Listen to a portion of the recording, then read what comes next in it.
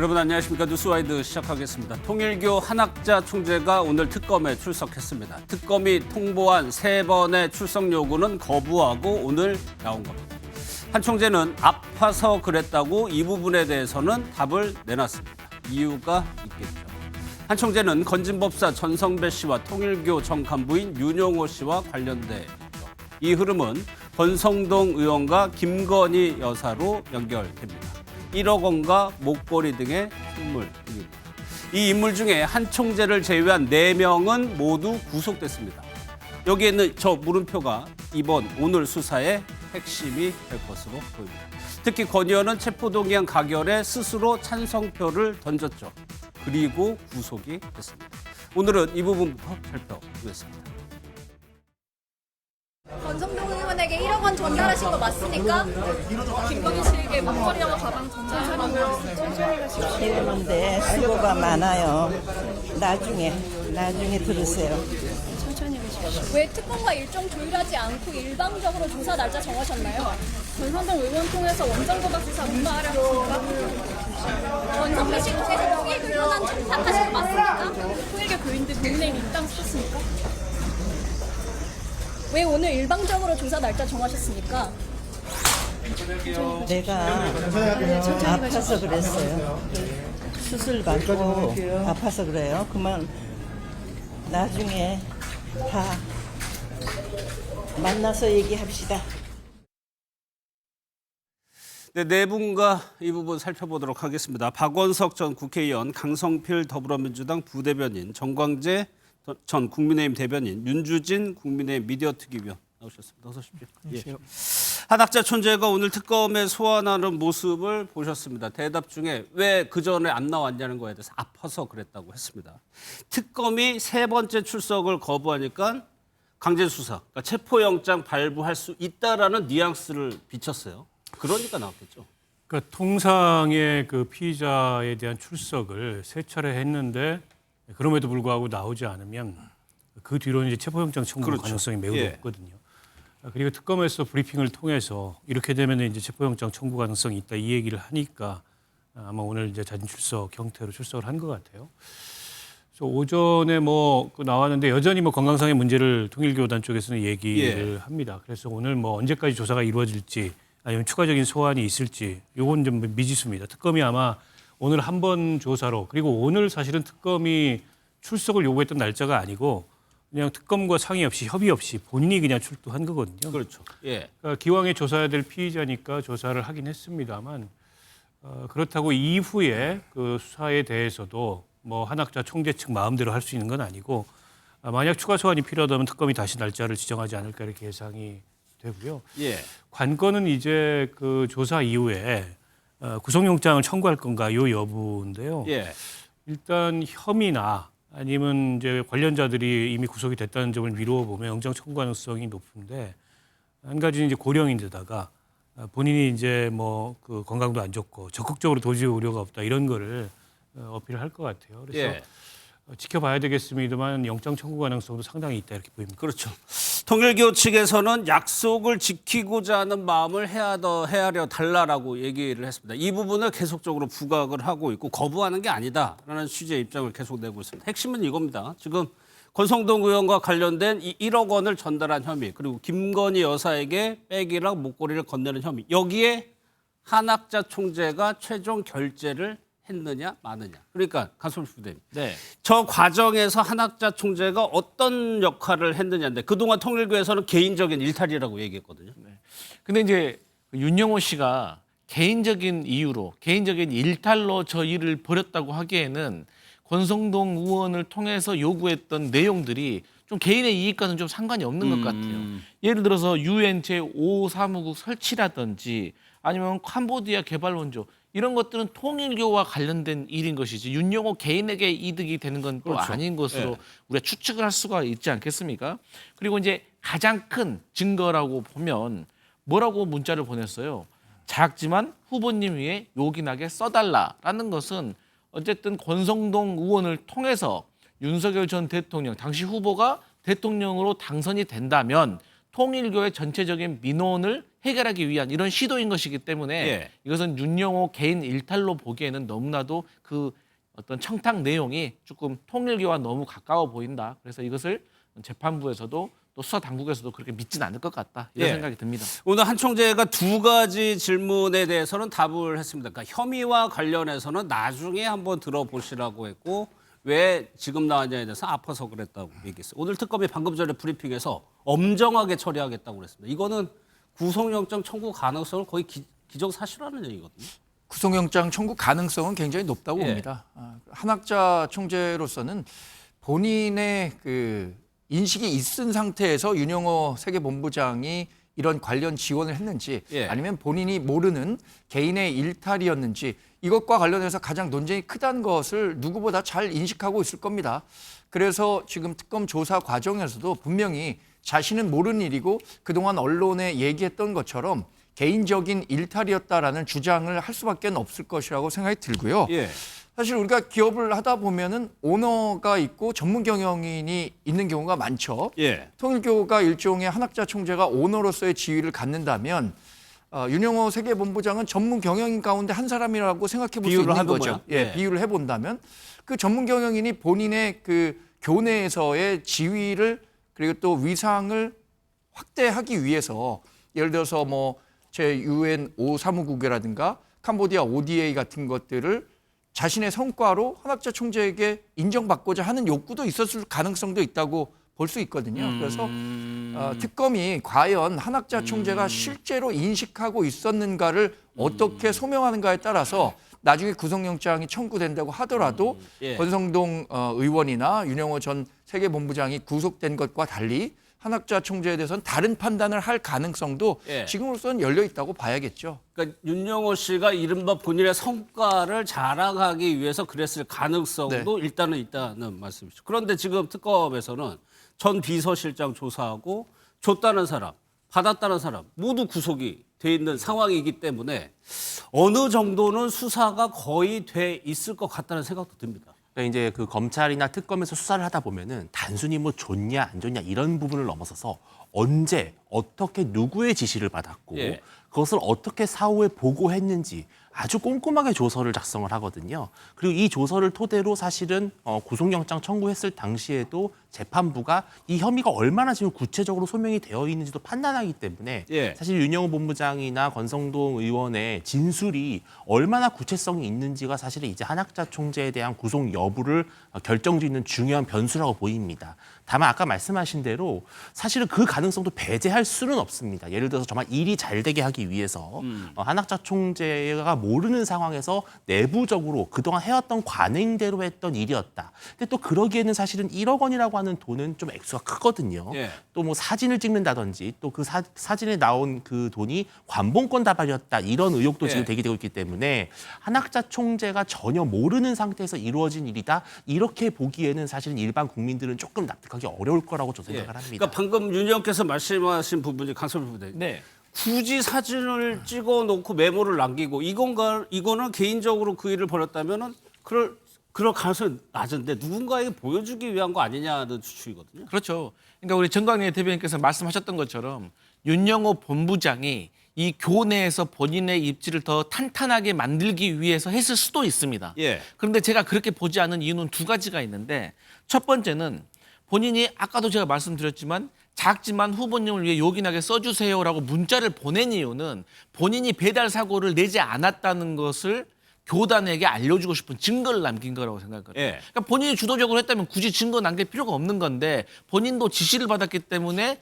그 지시에 대한 어떤 제대로 된 이행이 있었다는 것을 보고하기 위한 흔적. 그리고 두 번째로 윤영호 본부장만 권성동 의원을 한번 만났다고 하면 또 그렇게 치부할 수도 있을 것 같아요. 예. 근데 한학자 총재도 권성동 의원을 만났고 쇼핑백을 전달을 했고 한학자 총재에게 절까지 했지 않습니까? 그렇기 때문에 저는 한학자 총재도 모를 수가 없었을 것이다. 물론 처음에 이 아이디어 제안을 뭐 윤영호 본부장이 시작했을 수도 있지만 어쨌든 결과적으로는 한학자 총재도 모르진 않았을 것 같다. 이런 예. 생각이 듭니다. 그리고 방금 또 하나가 정당법 위반 혐의거든요. 통일교에서 당원은 국민의힘에 가입한 의혹과 관련해서도 이게 뭔가 혐의가 잡히게 된다면 정치권으로 바로 번지는 이슈입니다. 그러니까 지금 윤영호 씨가 진술한 바에 따르면은 3만 명 정도 당원을 가입시켜서 예. 국민의힘의 전당대회에 개입하려고 했고 특정인을 당대표로 만들기 위한 그런 움직임이었는데 그 특정인이 출마를 안 하는 바람에 결국에 이제 다른 후보를 지원했다. 요게 이제 그 전말이잖아요. 통일교 쪽에서 지금 그에 대해서 입장을 밝힌 바는 그게 통일교 교단의 본 조직이 아니고 예. 반개 무슨 자원봉사 조직에서 숫자도 한 5, 6천 명 정도 되는데 윤영호 씨가 그 성과를 부풀리느라고 권성동 의원한테 한 3만 명 정도라고 얘기한 거다. 과장돼 있다. 이렇게 얘기를 하고 있어요. 그리고 교단과는 아무 상관없는 그 역시 윤영호 씨 개인이 이제 일종의 자기 목적을 위해서 한 일이다. 이렇게 이제 꼬리 자르기를 하고 있는데 근데 이미 특검이 그 윤영호 씨 수사 과정에서 비단 윤영호 씨 진술만이 아니고 예. 다양한 형태로 증거가 확보됐고 다양한 관계자들의 진술이 확보됐기 때문에 통일교단이 그렇게 꼬리 자르기 하는 식으로 이게 해결이 될 문제가 일단 아니라고 보고요. 그리고 이런 이제 교단의 특성상 그 한학자 총재 교주죠. 예. 그 교주의 승인, 묵인, 방조 이런 거 없이 저런 일이 일어난다는 게 굉장히 어렵고 그리고 매 단계마다 윤영호 씨는 본인이 어쨌든 뭐 배달 사고를 낸다든지 틀림없이 돈이 전달됐다는 걸 확인하기 위해서 여러 조치들을 했습니다. 사진도 찍어놓고 문자도 보내고 또 동석했던 세계일보 부회장한테 오늘 뭐 신뢰를 형성한 만큼 전달했다 이런 것도 보내고 예. 하기 때문에 여러 증거들이 굉장히 많아요. 그리고 무엇보다 직접 만났지 않습니까? 그 천정궁이라는 데서 2차례 만나가지고 쇼핑백 전달했다는데 권성동 의원은 뭐 저란 건 사실이고 쇼핑백은 넥타이라고 얘기하지만 그 누가 믿을 수가 있겠어요. 예. 그런 의미에서도 이제 한학자 총재가 혐의를 부인한다 그래서 해결될 문제는 아니다 이렇게 봅니다. 예, 그러니까 이런 사건의 구조를 보면은 준 사람과 뭐 시키한 사람, 결정한 사람 서로 이렇게 책임을 떠밀리는 구조란 말이에요. 결국에는 검찰에서 특검의 수사 핵심은 이거의 공모관계를 입증하는 거잖아요. 그런데 이제 사실 우리가 영화 속에서 본 것처럼 예. 딱 주는 장면을 무슨 CCTV 앞에서 주고 받는 게 아니기 때문에 그렇죠. 예. 이게 사실 이런 뇌물을 주고 받는 과정을 이 현장에서 결정적인 증거를 포착한다는 것은 거의 없는 일이고 그렇죠. 이런 사건에서 직접적인 증거를 네. 찾기 쉽지 않죠. 그렇기 때문에 주변 정황이라든지 특히나 공여자 그 뇌물을 준 사람의 진술을 상당히 이제 무겁게 보는 거 아니겠습니까? 예. 그런데 그리고 또 그 진술을 한 사람이 그렇게까지 하는 의도에 대해서도 살펴본다고 하면 윤영호 세계본부장으로서는 사실 한학자 총재의 지시에 따라서 권성동 의원에게 불법 정치자금을 건넸다라고 하면 실질적으로 전달자이기 때문에 본인이 그렇게 큰 죄를 받지 않을 수도 있습니다. 하지만 본인이 모든 것을 기획을 해가지고 했다고 하면 그것은 또 통일교에게 또 횡령으로 또 몰릴 수도 있는 것이고 거기에 또 불법 정치자금을 또 건넸다는 예. 여러 가지 사항에 빠지기 때문에 저는 그 윤영호 씨의 진술이 상당히 신빙성이 있어 보인다 이렇게 예. 보입니다. 당원과의 무용은 권성동 의원과도 관련이 있습니다. 본인의 체포동의안 가결에 찬성표를 던졌는데 구속됐습니다. 영상 한번 보겠습니다. 한 분도 빠짐없이 저에 대한 체포동의안에 찬성해 주십시오. 저를 버리는 것이 아니라 국민과 약속을 지키는 것입니다. 문재인 정권 때에 검찰 탄압 수사가 생각이 납니다. 저는 그때도 결백했고 이번에도 결백합니다. 문재인 검찰의 수사가 거짓이었듯이 이재명 특검의 수사도 거짓입니다. 어떤 점 위주로 소명하셨나요? 1억 원 받았다고 하셨었는데 이거 자, 부인하셨었나요? 그 한국은행 관봉권으로 받았다는 보도도 나오고 있는데 한 말씀만 부탁드립니다. 통일교로부터 어떠한 경제적 지원도 받으신 적 없으신 거? 저 이 부분 좀 한번 여쭤보고 싶어요. 본인 체포동의안 할 때 찬성표를 던진 그 행위는 어떤 의미가 있었을까요? 그러면? 근데 자신이 정치인으로서 네. 불체포 특권을 포기한다고 했는데 그 표결 결과에서 부를 쓸 수는 없는 거잖아요. 본인이 네. 약속한 게 있으니까 저는 일정 정도 연출된 화면이라고 봅니다. 본인도 반인에 대한 그 체포 동의안에 대해서 가를 썼다는 것을 뭐 언론에 공개하는 것이 본인이 얘기했던 것을 지키는 과정이었다라고 평가받을 예. 수 있기 때문에 연출된 화면이었다고 생각하고 구속영장 발부 가능성과 관련해서는 객관적 정황이 상당히 높았다라고 밖에는 볼 수 없을 것 같습니다. 2018년에 있었던 강원랜드 채용과 관련한 사건이라든가 또 비슷한 사안이라고 할 수 있는 홍준표 전 대구시장의 성완종 예. 경남기업 회장으로부터의 정치자금 수수, 이때와는 확실히 특검 측에서 제공하고 있는 객관적 증거라든가 증언 이런 것들이 조금 결이 달랐던 것 같아요. 예. 그러니까 권성동 의원으로서도 이것을 방어하기가 쉽지 않았을 것 같고, 더군다나 이 구속영장 발부의 주요 사유 가운데 하나는 증거인멸에 대한 우려잖아요. 그렇죠. 증거인멸은 이렇게 정치자금법이나 뇌물수수의 경우에는 당사자 간의 말을 맞추는 것, 그것이 가장 큰 증거인멸인데 예.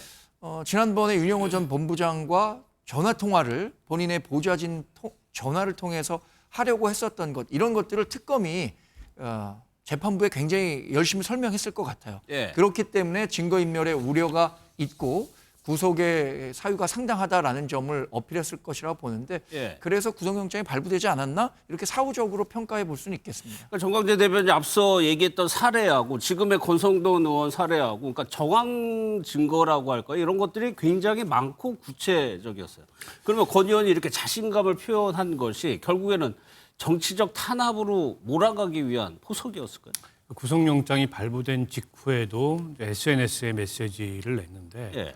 이제 피냄새를 맡은 민주당이 결국 국민의힘을 향해서 이제 칼을 빼들 거다 뭐 이런 식의 표현이 그렇죠. 들어가 예. 있어요. 그러니까 전체적으로 이 사건의 성격을 나 개인의 문제가 아닌 민주당에 의한 혹은 지금 현재 정부에 의한 야당 탄압 이렇게 가져가야 우리가 지금 이 정치적 그 어려움으로부터 탈피할 수 있다. 근데 이런 주문을 당을 향해서 계속 하는 것 같아요. 근데 국민의힘 입장에서는 굉장히 곤란한 게 권성동 의원이 구속됨으로 인해서 특검 수사가 탄력을 받고 수사가 확대될 가능성이 있거든요. 특검으로서는 돈을 준 통일교 측에서 이거 윤석열 후보를 위해서 써달라 이런 취지로 줬단 말이에요. 예. 그러면 그 돈의 최종적인 그 용처가 과연 권성동 의원 개인에서 끝난 건지 아니면 당시에 캠프로 흘러들어가서 대선 자금으로 쓰인 건지 그걸 확인을 해야 됩니다. 물론 예, 그게 예. 확인이 가능할지 모르겠어요. 그게 확인이 된다면 윤석열 전 대통령도 정치자금법 위반의 피의자가 될 가능성이 높거든요. 예. 근데 이제 그게 뭐 이런 사건의 특성상 이제 준 사람의 말 혹은 뭐 받았다는 사람의 부인 이거밖에는 없습니다. 거기서 이제 정황과 뭐 다양한 물증과 진술의 구체성, 일관성, 뭐 그에 따른 신빙성 이런 걸 보고서 특검이 판단해서 이제 기소하고 처벌을 하는 건데 예. 이번에 윤영호 씨가 정치자금법 위반 혐의로 본인이 구속되면서까지도 진술을 한 내용이 굉장히 일관되고 구체적이다. 때문에 이건 신빙성이 있다. 이렇게 특검이 판단을 한 거라고 보고 그에 반해서 권성동 의원은 증거인멸로 보일 수밖에 없는 그런 시도를 많이 했어요. 그렇죠. 윤영호 씨 조사받고 예. 나오니까 보좌진이 전화를 시도했는데 그게 택배기사한테 잘못 가가지고 언론에 다 공개가 돼버렸고 보좌진 명의의 휴대전화로 윤영호 씨 등과 예. 관련자들과 또 전성배 씨 등과 이렇게 계속 전화를 시도했던 것으로 봤을 때 이거는 뭐 누가 봐도 증거인멸의 의도라고밖에 보이지 않기 때문에 예. 특검도 이제 구속을 한 게 아닌가 싶습니다. 장동혁 대표는 정치적인 구속이라는 취지의 말을 했습니다. 야당이 죄인 시대라고 했는데 직접 한번 들어보도록 하겠습니다. 권성동 전 원내 대표에 대한 구속은 장기 집권을 위한 개헌으로 가기 위해서 더불어민주당과 이재명 정권이 차근차근 밟아가고 있는 야당 말살이라고 생각합니다. 지금은 그냥 야당인 것이 죄인 시대입니다. 야당 말살이다. 앞으로 국민의힘의 대응은 저희가 뒤에서 다뤄볼 텐데 윤 의원께서 지금 권성동 의원이 구속된 거를 당내 분위기는 실제로 좀 어떻습니까? 사실 이게 물론 정말 실제로 돈을 받았다면 매우 불미스러운 범죄인 건 맞지만 예.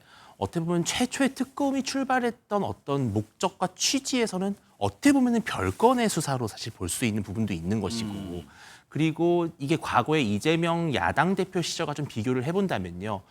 훨씬 더 많은 혐의를 받고 있었고 구체적인 정황 증거가 드러났던 이재명 전 민주당 대표의 사건에 있어서도 결국은 체포 동의안이 가결돼서 구속영장 실질심사를 갔지만 기각을 했습니다. 예. 근데 그런 사례를 비춰본다면 지금 이 특검 정국은 어떻게 보면 완전히 한쪽으로 기울어진 운동장에서 좀 힘을 쓰지 못하고 있는 국민의힘이기 때문에 야당 의원에 대해서 일방적으로 좀 구속이 됐다. 이런 억울함을 좀 감추기가 어려운 부분도 있고요.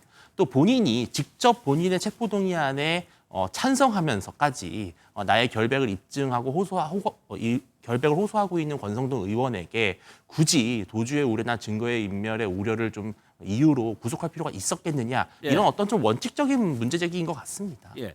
그리고 또 하나 들은 궁금증이 장동혁 대표가 주말이나 어제 교회 개신교 쪽을 계속 찾아다니고 권성동 의원이 통일교로 돈을 받았는지 안 받았는지 재판을 통해서 가려지겠지만 어쨌거나 관계를 맺으려고 관계가 있었고 굳이 이렇게 종교의 힘에 빗대는 거는 뭘로 봐야 될까요? 근데 우리나라 기독교 인구가 대략 뭐 1,000만 명이라고 치죠. 그러면은 그 국민의힘을 지지하는 보수 지지자들과 교회 다니는 기독교 신자들 간의 이른바 교집합 비율이 굉장히 높다고 봅니다. 그러니까 기독교계가 대부분 상당히 이제 보수적인 정치 지형을 갖고 있고 우리 당의 핵심 지지층과 많이 이 교집합이 형성되어 있기 때문에 우리 당으로서는 그런 핵심 지지층들의 그 의견을 좀 모아려는 행동 그런 것들이 중요할 것이라고 생각합니다. 지난 탄핵 국면에서도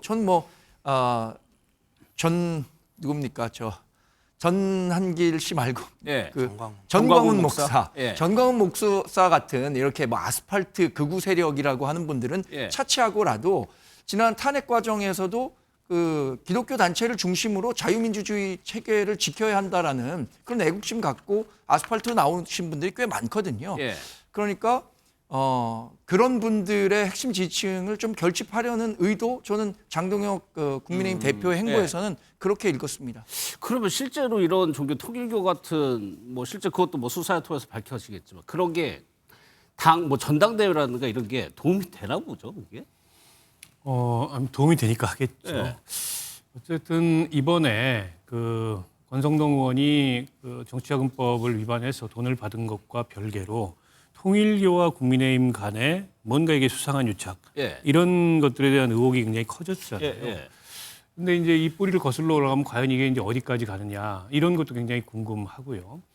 그리고 과연 이제 통일교만 있겠느냐. 일각에서는 뭐 신천지 얘기도 나오고 여러 의견이 있습니다. 그리고 통일교의 교세가 가장 강한 곳이 일본이거든요. 그렇죠. 근데 일본에서도 이제 그 아베 전 총리 암살 사건을 통해서 통일교와 일본 자민당 간의 유착 관계가 드러났는데 어쨌든 그 자민당이 국내 정치에 통일교를 상당 부분 활용을 해왔고 과거로부터 그리고 또 통일교는 그렇게 자민당을 지원함으로써 교세를 확장하는데 상당한 그런 어떤 도움을 얻었다. 이제 그 관계가 드러났어요. 그래서 지금 일본에 있는 통일교의 모든 재산이 다 동결이 됐거든요. 그러니까 지금 국내에서도 그와 유사한 현상이 일어나고 있는 거 아니냐. 이렇게 이제 종교를 연구하는 분들이나 통일교에서 오랫동안 추적했던 분들은 의심을 하고 있습니다. 때문에 이 통일교 관련된 정당법 위반 사건도 간단한 사건은 아니다. 그로 인해서 지금 당사 압수수색 뭐 2차례 시도했지만 압수수색을 결국에는 하지 못하고 임의 제출을 하는 식으로 했습니다만 수사 결과에 따라서는 좀 확대될 거라고 보세요. 그렇죠. 저는 이게 무슨 정교 그 유착이랄까 이런 뭐 정교 분리에 어긋나는 그런 관계가 확인될 수도 있다 이런 생각도 듭니다. 뭐 국민의힘에서는 특검이 만약 수사 방향을 그렇게 정한다면 일단 막아내야 되는 상황이 있는 거잖아요. 근데 국민의힘 내부적으로는 만에 하나 정말 권성동 의원이 그런 불법 정치 자금을 받았다 하더라도 이것이 어떤 캠프의 공적인 자금으로 쓰였다든지요. 아니면 다른 동료 의원들이나 당직자에게도 연루가 되는 그 정도로 이 사건이 커질 거라고는 사실 보지 않는 것 같습니다. 왜냐하면은 상당히 많은 국민의힘 구성원들은 이번 권성동 의원의 구속영장 청구에 관련해서 실제로 돈을 받았을 것이라는 그런 의심을 안 했거든요. 근데 어쨌든 구속이 된 상황이기 때문에 앞으로 지켜봐야 되겠습니다만 어쨌든 매우 내부적으로도 의아하다라는 반응이고 국민의힘이 그렇다고 특별히 어떤 통일교와 같은 특정 종교의 어떤 민원을 해결하는 데 집중했다든지 또 그런 출신 인사들이 내부를 뭐 장악하고 있다든지 그런 정황이 없기 때문에 아마 이것이 국민의힘 정당 전체를 겨누는 그런 수사로 이어지긴 좀 어려울 것이다 이렇게 보는 것 같습니다. 알겠습니다. 장동혁 대표가 주말 사이에 이제 PK 부산 지역을 갔고요. 장애 투쟁을 선언하면서 첫 번째 장소로 대구를 선택했습니다. 이 부분 한번 얘기 나눠보겠습니다. 국회의 담벼락 안에만 머무를 게 아니라 장외로 나가서 조금 더 강력하게 투쟁하는 게 좋겠다는 그런 의원님들의 말씀이 있으셨습니다. 부산에서부터 수도권으로 올라오는 그런 방향을 잡고 있습니다. 그 일환으로 부산 현장 최고위 그리고 이번 주 대구 집회를 예정하고 있습니다. 이번 주말에 대구에서 당원들과 함께 강력하게 규탄하도록 하겠습니다. 사실 장외투쟁이라는 게 쉽지 않은 일인데 일단 결정을 했고 첫 장소로 대구로 결정했어요. 정관재 대표, 지금 장동혁 대표의 생각은 어떻게 하겠다는 거예요? 일단 여론을 환기시킬 필요가 있다라고 생각하는 것이죠. 우리가 그 국회에서는 의석수가 절대적으로 작다는 이유 때문에 이번 법사위 간사 선임에서 대표적으로 드러났잖아요. 또 그 국회 운영 과정에서 민주당이 의석수를 바탕으로 밀어붙이면 할 수 있는 일들이 굉장히 제한적이라는 것을 인식하고 여론전을 펼치기 위한 장외 투쟁 방법을 고심했던 것이고요. 예. 대구를 선택한 것은 지난 2월 8일 혹시 기억하실지 모르겠지만 세이브 코리아가 탄핵 반대 집회를 하는 과정에서 동대구역에서 그때 많이 왔죠. 집회를 했었는데 당시 경찰 추산 5만이고요. 집회 측 추산은 요 사진입니다. 30만 명. 예. 실제로 정말 많은 분들이 동대구역 광장에 모여서 탄핵의 당시의 부당함에 대해서 규탄했었던 집회였는데 예. 이런 식으로 장외에서 우리 힘을 한번 보여주자는 생각을 갖고 있는 것 같아요. 실제로 동대구역을 시작으로 해서 우리 핵심 지지층들이 있는 영남 지역 예. 여기를 다진 후에 수도권으로도 확산하겠다는 계획을 당에서 갖고 있는 것으로 알고 있습니다. 예. 대구와 부산을 통해서 수도권으로 올라온다는 건데 강성필 부대변인이 보시기에 이 전략 네. 어떻게 생각하세요? 저는 이제 뭐 야당이 하다가 카드가 없으면 장외투쟁으로 나갈 수도 있다고 생각을 해요. 예. 그런데 이제 문제는 뭐냐면 왜 나가는 거예요? 왜? 뭐 지금 권성동 의원이 뭐 구속돼서 나가는 겁니까? 아니면 뭐 법사위에서 나경원 의원 간사 안 시켜줘서 나가는 겁니까? 예. 왜 나가는 거예요? 그러니까 과거에 저희 민주당이 국정원 댓글 사건에 대해서 진실 규명해라. 정부가 거기에 대해서 방해하고 있다. 이런 어떤 아젠다가 확실하고 예. 또 거기에 대해서 국민들도 의심하고 있고 그러면은 나갈 수 있는 건데 저는 도대체 국민의힘에서 왜 나가는지를 잘 모르겠어요. 그러니까 왜라는 이유가 해결이 돼야 되는데 저는 해결이 안 되는 것이고 그럼에도 불구하고 보수 정당과 어울리지 않게 밖에 나가겠다는 거는 제 개인적인 생각으로는 이 권성동 의원이 구속되는 것이 저는 불법적인 대선 자금으로 확산되어 가지고 국민의힘 전반적인 악영향을 미치고 있을 거라고 생각을 하고 여기에 대해서 선제적으로 부당하다라고 지금 얘기는 하는 것 같아요. 선제적으로. 그런데 그것도 좀 빈약한 게 예. 보세요. 윤석열 정부에서 긴축 재정 얼마나 외쳤습니까? 그런데 해외 원조 ODA 예산이요. 22년에 3조였는데 24년에 6조 되고 25년에 6조 대폭 증가했어요. 그런데 이게 권성동 의원이 통일교의 청탁을 받았다는 것이 이렇게 연결까지 돼버리면 이거는 윤석열 정부에서 통일교와의 어떤 결탁이 있었다라는 것을 이게 부인하기가 어렵거든요. 예. 그때 가서 장애투쟁 나갔던 것에 대해서 어떻게 회군을 하겠습니까? 그래서 지금 국정감사도 다가오면 야당은 정책적인 거나 어떤 정부의 어떤 집행 능력에 대해서 조목조목 합리적으로 지적을 하고 거기에 대해서 대안을 내서 본인들의 지지를 끌어올릴 생각을 해야지 저렇게 예. 무작정 정치투쟁으로 나가면은 돌아올 회군의 어떤 명분이 좀 궁색해질 것이다. 그런 생각입니다. 근데 왜 네. 나가는지 궁금하시다니까 제가 설명을 좀 드리겠습니다. 자, 이재명 대통령이 굉장히 반헌법적인 인식을 갖고 있다는 점을 확인할 수 있습니다. 그 지난 100일 취임 그 기자회견에서 권력에도 서열이 있다. 이것에 대해서 전 헌법재판소장을 지낸 문영배 소장이 당장 뭐라고 했냐. 헌법 전문을 한번 다시 읽어보실 것을 권해드렸어요. 예. 또 하나 의회 독재에 대한 우려가 굉장히 큽니다. 법사위 운영은 물론이고 지금 뭐 내란 특별재판부라든가 그 사법부에 대한 조희대 대법원장에 대한 탄핵 추진 이런 것들에 대해서 국민적 경각심을 일으켜야 한다라는 생각 당연히 할 수밖에 없는 거고요. 예. 특검의 대단히 공격적인 정치적 수사 이런 부분들에 대해서도 우리 당 지지하는 사람들은 충분히 목소리를 낼 자유가 있다고 생각합니다. 예. 이런 것들을 모아서 국민의힘이 민주당에 대한 뭐 의회 독재라든가 아니면 이재명 대통령의 국정 운영에 관해서 브레이크를 걸 필요가 있는 거죠. 그게 예. 야당 본연의 역할 아니겠습니까? 그런데 근데- 이 관건 네. 쟁점은 이건 것 같아요. 네. 나갈 수 있고 여론조언을 하고 있는 겁니다. 근데 이것이 지지자를 제외하고 일반적인 국민적인 여론을 얻을 수 있는 주제냐가 핵심인 것 같아요. 예. 그래서 제가 이제 아까 말씀드렸던 게 뭔가 이 아젠다가 선명해야 된다니까요. 예. 방금도 말씀하신 게 의회 독재를 우려한다고 하시잖아요. 의회 독재 너무 추상적이에요. 뭘 어쨌다는 건지 우려, 아직 일어나지 않은 일이에요. 근데 미리 걱정해서 지금 나가겠다는 거잖아요. 그러면 저희 민주당이 과거에 계엄에 대해서 저희가 경고했잖아요. 그럼 저희는 지금까지 밖에 나가 살아야겠네요. 얼마나 더 큰 일입니까? 그래서 나가시는 자유도 있는 겁니다. 예. 그런데 저는 이제 걱정돼서 나가지 마시라는 겁니다. 네, 박 의원님. 박 의원님하고 아니 뭐 내부 결집용으로도 나갈 수 있는데 그게 얼마나 효과가 있을까 이런 점을 생각을 해봐야죠. 국민의힘 내부에서도 자칫 이게 2019년도 황교안 대표 시절에 목적 없는 방향성을 잃은 장애투쟁을 하다가 예. 결국에 이제 총선 대패로 이어졌던 당시에 이제 국회에서 패스트트랙을 통해서 선거법, 검찰개혁법 등 민주당이 통과시킨 거에 항의로 시작이 됐는데 나중에 가서는 이게 뭐가 어쨌든 쟁점인지조차 불분명해지는 상습적이고 습관적인 장애투쟁이 돼버리고 황교안 대표가 당시에 국회에서 단식하고 삭발까지 했는데 예. 여론을 전혀 움직이지 못했거든요.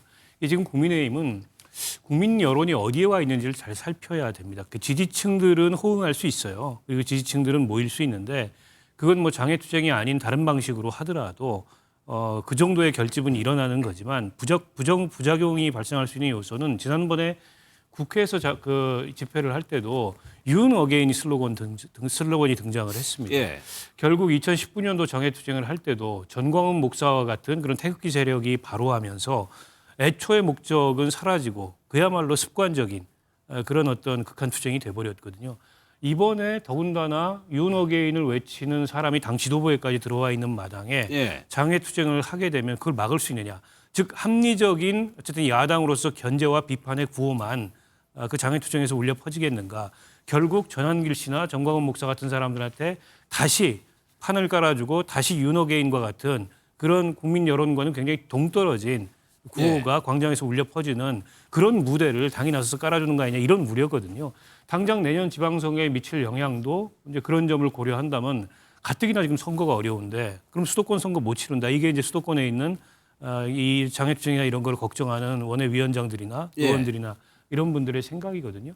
그런 걸 좀 균형 있게 살펴야 된다고 보고요.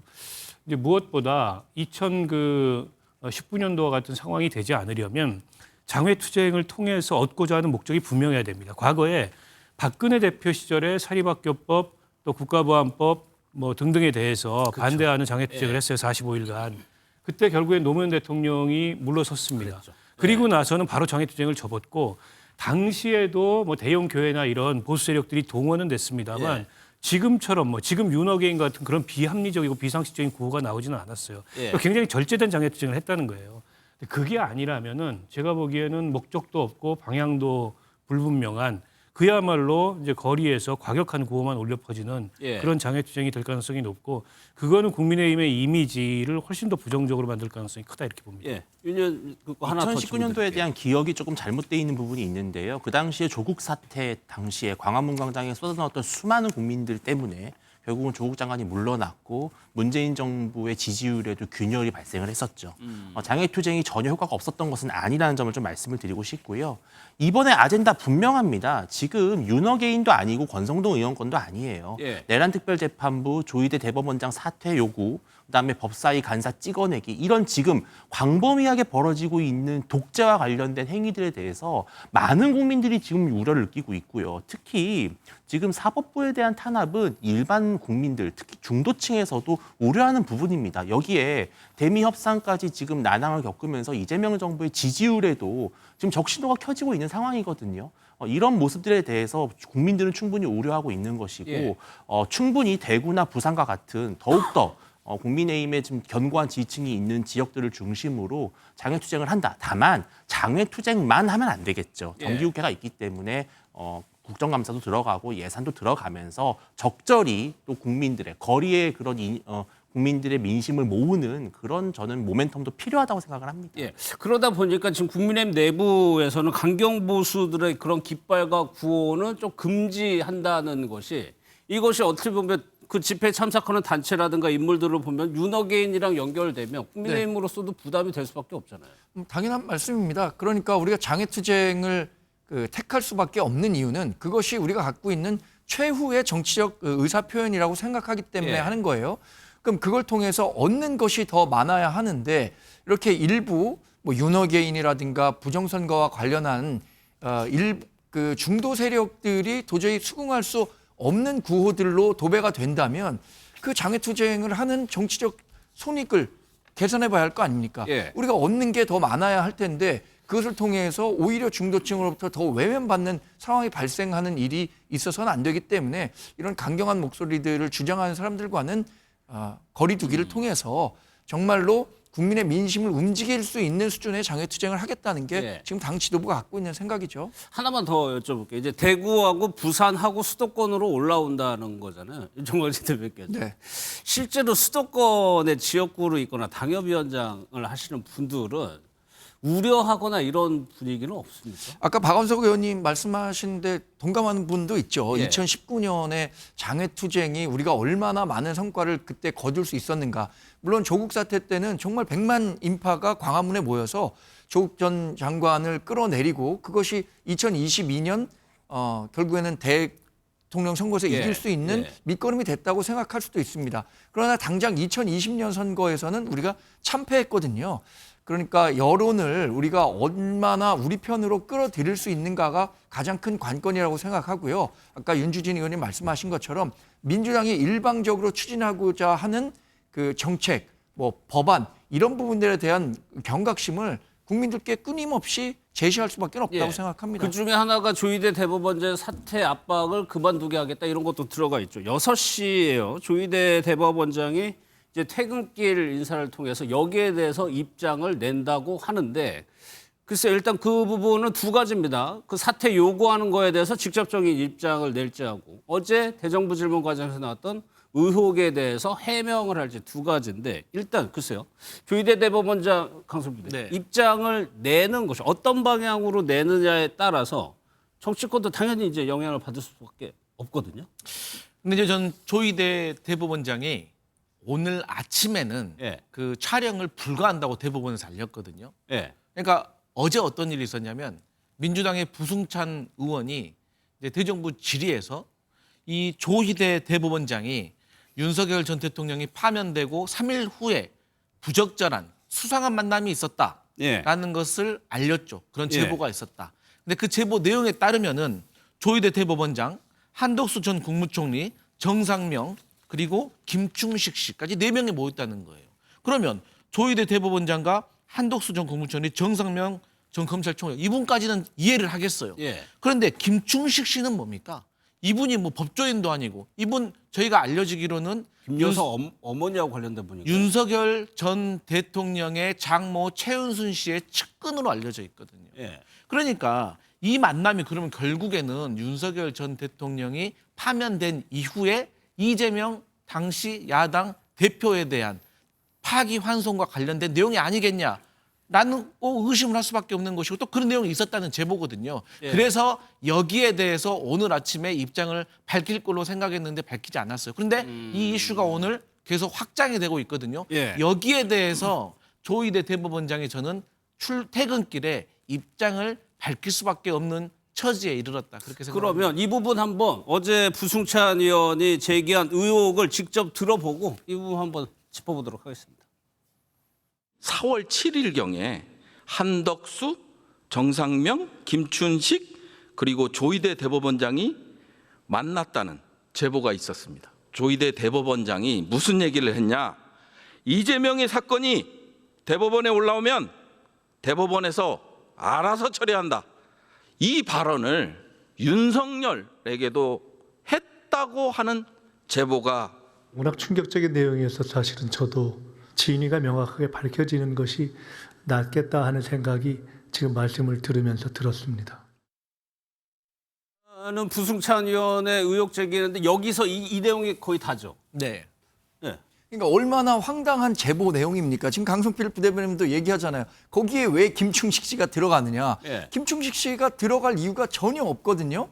그러니까 마치 지난번에 그 김의겸 전 의원이 한동훈 전 법무부 장관을 상대로 뭐 바에 피아노가 있고 큰 첼로가 놓여 있고 그 술자리에 윤석열 전 대통령을 비롯해서 김앤장 변호사들이 20여 명이 와서 노래를 불렀다. 예. 이 내용과 크게 다를 바 없는 황당한 제보입니다. 저는 이런 전원 또는 제보를 통해서 자꾸만 뭐 정치적 음모론을 확산시키는 것에 대해서 민주당이 분명히 책임을 져야 한다고 생각하고요.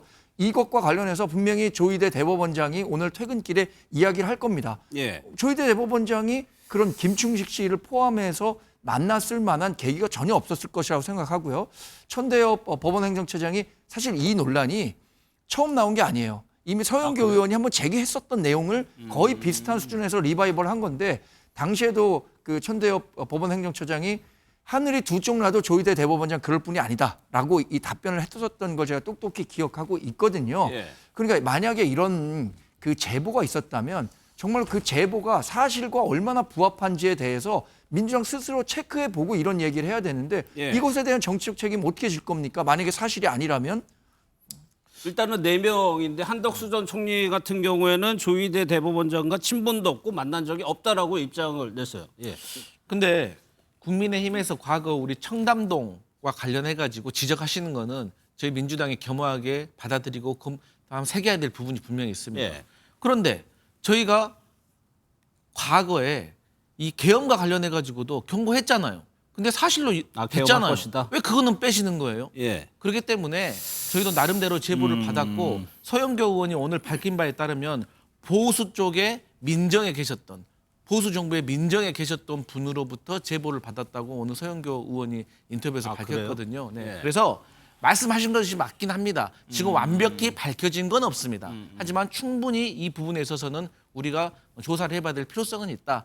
그리고 만약에 말씀하셨던 것처럼 이 4명이 정말 만났다면 이 만남 자체도 정말 부적절하다. 이렇게 말씀드립니다. 그러니까 보수 정권에서 민정수석실에 근무한 적이 있는 사람이 이 제보자. 보수 민정 인사라고 했습니다. 보수 정확히. 민정 인사.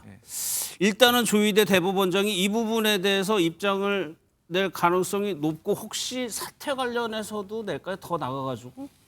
글쎄요, 뭐 지켜봐야 되겠습니다만 사퇴에 대한 직접적인 언급은 하지 않을 가능성이 높고요. 사퇴한다면 모르되 그게 아닌 이상 긁어부스럼이죠.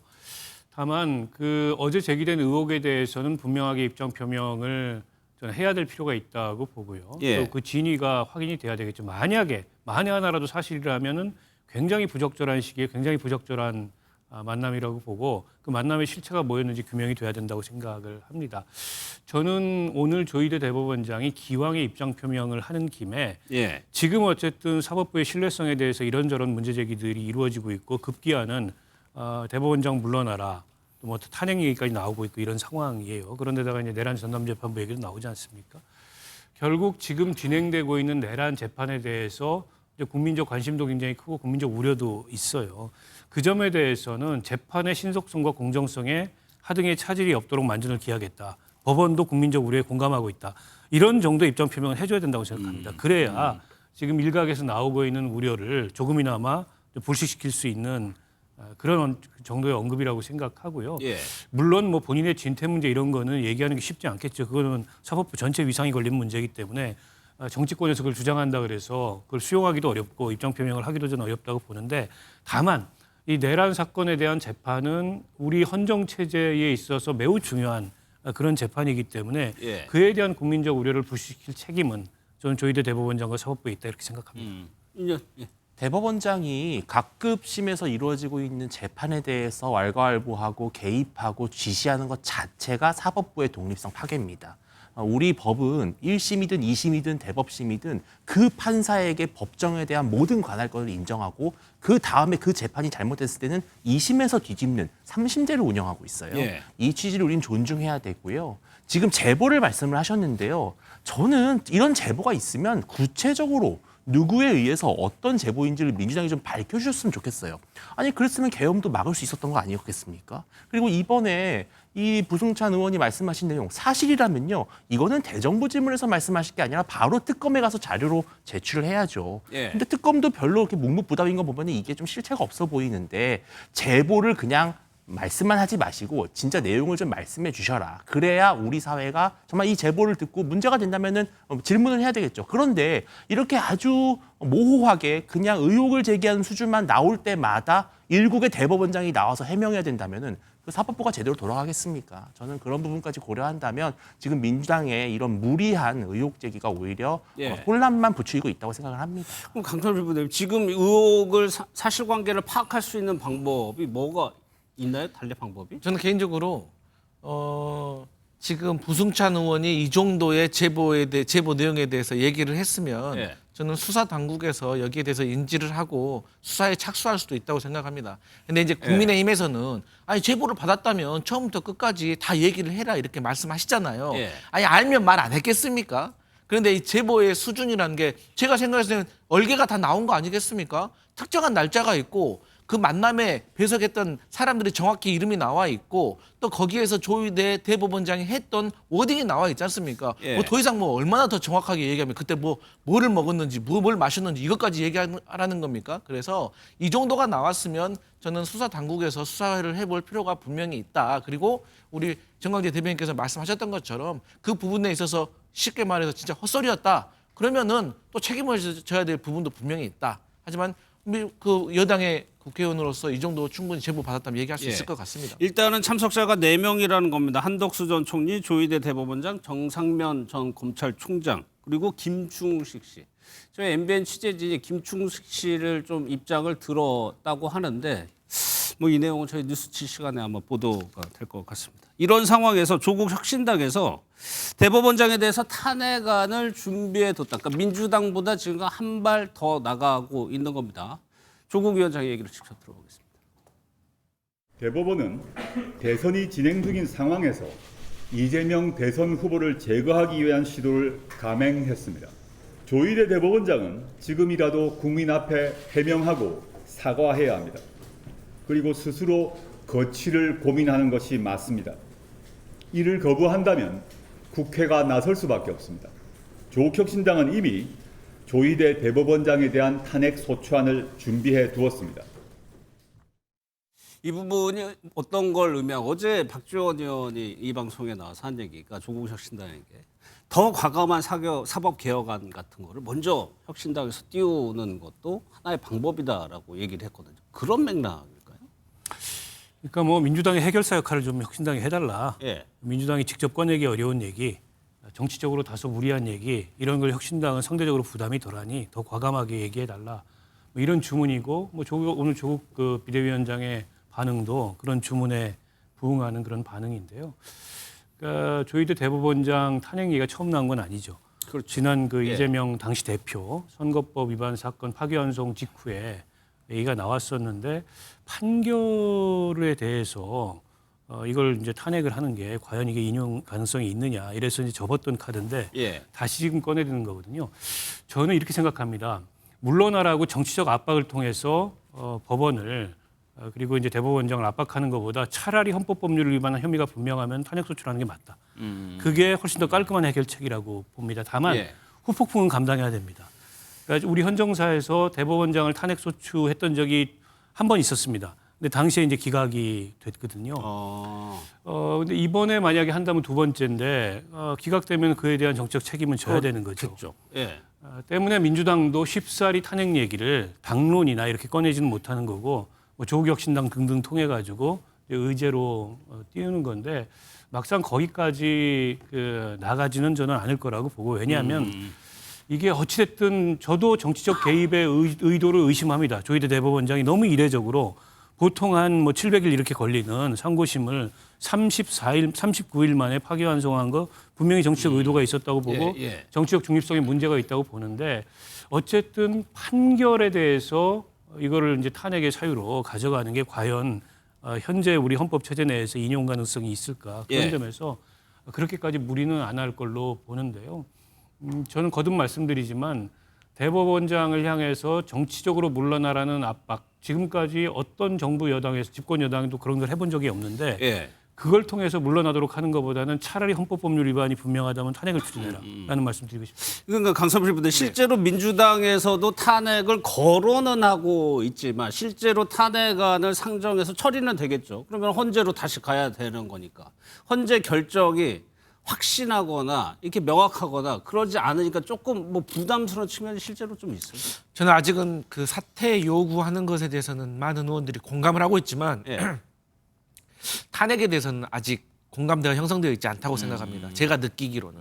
그러니까 탄핵이라는 거는 법률적으로 사실 그 탄핵의 사유가 명확해야 됩니다. 그렇죠. 그렇기 때문에 저는 제가 앞서 말씀드렸듯이 조희대 대법원장의 이 부적절한 만남이 사실이었는지 이런 것에 대해서 좀 진실을 먼저 규명하는 절차가 있었으면 좋겠습니다. 이게 탄핵을 시도했다가 또 헌법재판소에서 탄핵이 기각돼 버리면은 이거는 국민의힘이 마침 장외투쟁하러 나갔는데 거기에 빌미와 명분을 줄 수가 있는 것이거든요.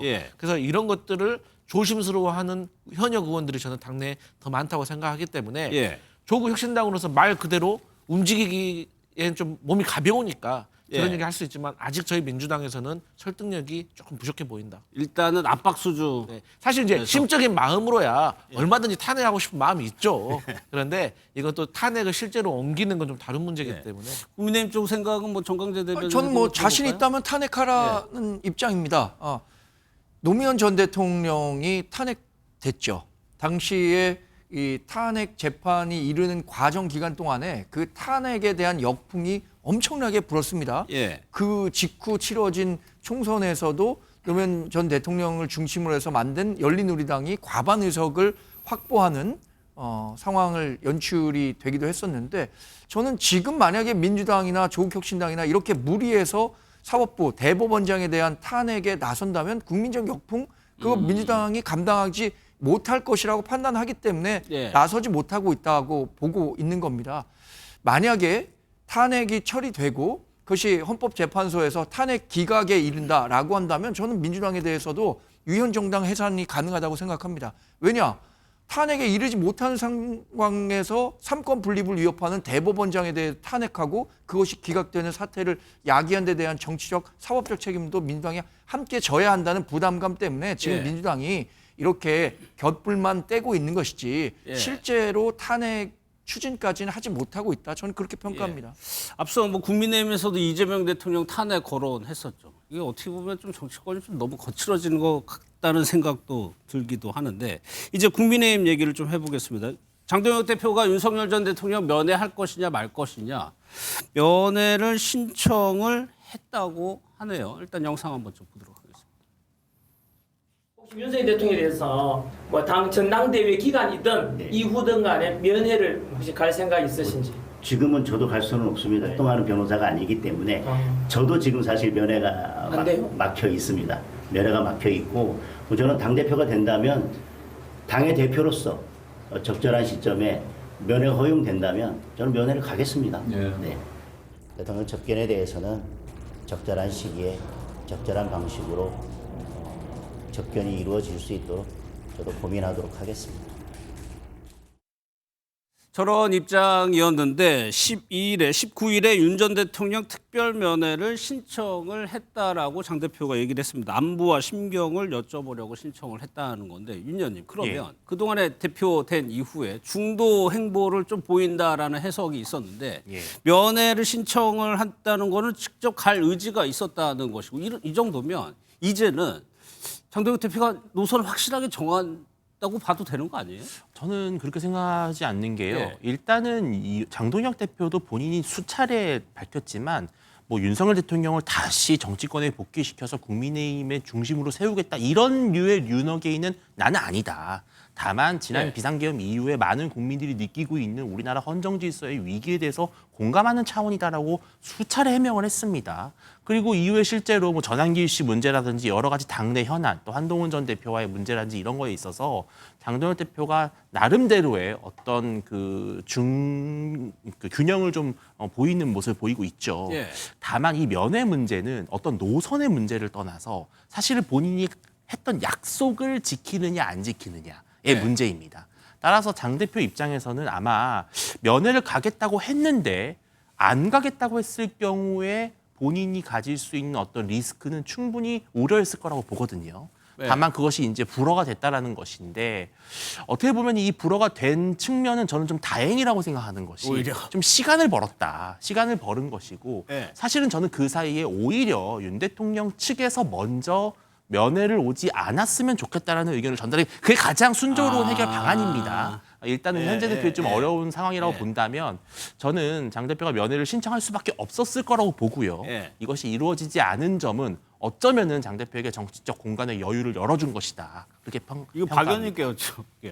그러면 장동혁 대표가 면회 신청한다고 해가지고 받아들일 가능성은 낮았잖아요. 그럼 그걸 예상하고 신청을 했을까요? 지지자들 보라고? 뭐 글쎄 꼭 그렇지는 않을 거고 어쨌든 청구서를 계속 받고 있기 때문에 뭐 기왕 맞을 말 먼저 맞자 뭐 이런 심정으로 신청을 했던 것 같은데 뭐 불허가 됐습니다만 지금 저 면회가 만약 받아들여져서 면회를 하고 나오는 장면이 이제 언론을 통해서 전 국민들한테 전달이 되면 그게 과연 정치적으로 어떤 파장을 미칠지에 대해서도 장동혁 대표는 숙고해야 된다고 보고 본인을 지지했던 뭐 유튜버나 강성 지지층들과의 약속이나 그 청구서만 신경 쓸 때가 아닙니다. 그거는 이제 선거 과정 중에 어쨌든 본인이 캠페인을 하는 과정에 표를 얻기 위해서 했던 약속이고 지금은 당 대표가 된 마당에 여전히 윤석열과 절연을 하지 못하고 윤 어게인 언저리에서 맴돌고 있는 이 국민의힘이라는 정당에 대한 어떤 국민들의 인식, 여론 이걸 충분히 의식하고 그걸 불식시키기 위해서 노력을 해야 되는데 본인이 여전히 뭐 그 약속이 중요하니까는 면회 가겠다라고 한다면 뭐 한마디로 답이 없는 거죠. 아니, 왜 그러냐면 대구에서 장애 집회를 한다고 하고 윤 전 대통령 면회 신청한 적이 있다고 밝히고 이것이 국민의힘의 그 강경 보수들 지지자들 생각과 부합하는 거잖아요. 지금 장동혁 대표의 행보만 놓고 보면 여하튼 강성 지지자들 본인을 당대표로 만들어준 집단도 그 집단이잖아요. 그분들의 절대적인 그 지지 없이는 중도 외연 확장도 불가능하다라고 생각하고 있는 것 같아요. 그래서 윤석열 전 대통령과의 면담도 본인이 약속을 했었기 때문에 이것도 뭐 본인을 그 당대표로 만들어준 사람들이 계속 요구하고 있는 건 아닙니까? 왜 윤석열 전 대통령 면회 안 하느냐라는 뭐 무언의 정치적 압박 이런 것들도 있었을 것이라고 생각합니다. 더군다나 이제 당대표로 당선된 지가 시간이 좀 흘렀고 추석도 있고 하니까 그런 측면에서 면회를 신청했는데 윤주진 의원님 말씀하실 때 제가 잠깐 그 웃음을 보였던 건 비슷한 생각이에요. 아마 이렇게 면회가 불허됨으로써 장동혁 대표로서는 좀 한숨 덜었다 이렇게 생각하지 않을까 싶어요. 왜냐하면 지금 당장 본인도 이렇게 고민이 많을 겁니다. 이 강성 지지자들의 요구 또 중도 외연 확장으로의 요구 이런 것들이 있는데 윤석열 전 대통령은 지금 만나는 모습이 연출되는 것이 정치적으로 본인에게 어떤 손익이 있는가에 대해서 본인도 아직 그 판단을 못 내렸을 가능성이 있어요. 그렇다면 시간을 번 측면이 있다고 봅니다. 이 부분에 대해서 장동혁 대표는 인간적 차원의 면회 신청이었다는 걸 얘기했는데 강성필 부대변인께 그거 하나 여쭤볼게요. 정청래 대표가 대법원장 사퇴하려고 했더니 원내에서 개인 의견이다라고 해서 당대표 얘기를 이게 이런 식의 표현 패턴이 이거 어떨 때 사용하는 겁니까? 그러니까 당대표인데 개인 차원으로 좀 봐달라는 거예요. 사실 이제 난감할 때 하는 말이죠. 그러니까 이제 이게 말은 해야겠고 그런다고 해서 이게 모두를 만족시킬 수는 없고 뭐 여러 가지 이제 감정이 복잡하게 교차하는 거고 그렇기 때문에 이 원내대표와 이 당대표가 서로 역할을 나누는 것도 있고 어쨌든 이 장동혁 대표는 특검이 살린 거죠. 그러니까 지금 국민의힘에서는 시간을 벌었다라고 하는데 제가 봤을 때는 언젠가는 돌파해야 될 문제입니다. 그러니까 본인이 지도자로서 자질이 있다고 하면 강성 지지층에 계속 끌려다니지 않고 중도 지지층으로 확장하는 것이 당이 살아나고 본인이 살아나는 길이라는 걸 알 겁니다. 그런데 이게 중도 확장이 제대로 되잖아요. 그래서 국민의힘 지지율이 확 오르면 이 강성 지지층도 이해할 겁니다. 근데 지지율도 안 오르고 쉽게 말해서 중도 지지층 확장도 못하면서 그런다고 해서 강성 지지층의 이 어떤 요구도 들어주지 못하면 이건 양쪽에서 욕을 먹는 것이기 때문에 저는 장동혁 대표가 결연한 의지로 돌파해야 된다. 그게 당과 본인에게 앞날이 있다. 이런 말씀 드리고 싶습니다. 알겠습니다. 이제는 좀 국회에서 좀 나오고 있는 막말 부분 좀 짚어볼 텐데 어제 법사위에서 이제 박지원 의원의 그 부인 관련해서 조금 논란이 있었죠. 영상을 좀 먼저 보도록 하겠습니다. 남편이 법원장이니까 아내가 법사위 간사해서 되느냐? 남편까지 욕먹이고 있잖아요. 박지원 사모님은 뭐 하세요 지금? 돌아가셨어요. 그렇죠. 그러면 하시면 안 되는 거예요. 예의 좀 지켜요. 예의 좀 지키십시오. 너무 무례합니다. 박 의원님 너무 무례해요. 박균택 실수했어. 박균태 너무 무례해. 박균태 소리 지르지 마세요. 인간 좀 되라 인간 좀. 남편 이야기 누가 먼저 했어요? 인간이 되라고.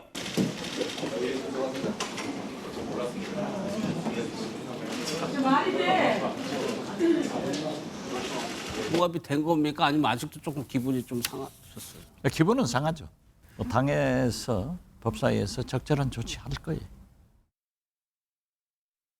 보셨다시피 어제 박지원 의원이 저희 방송에 나서 제가 이제 물어보니까 기분이 굉장히 좀 상한 듯한 느낌을 제가 받았습니다. 그래서 더 이상 그 부분에 대해서는 말하기 싫다라는 느낌을 제가 받았었는데 박 의원님이 정치권 오래 계셨으니까 최근에 저런 표현 같은 거 어떻게 보세요? 아니, 그러니까 어제 법사위는 정말 처음 보는 장면이었습니다. 예. 그 간사 선임 문제로 무기명 비밀 투표를 하는 것도 국회 역사상 상임위에서 그렇죠. 예. 처음 있었던 일인 것 같고 거기서 이제 설전이 시작돼서 제가 보기엔 좀 금도를 넘는 그런 얘기가 막 오갔는데요.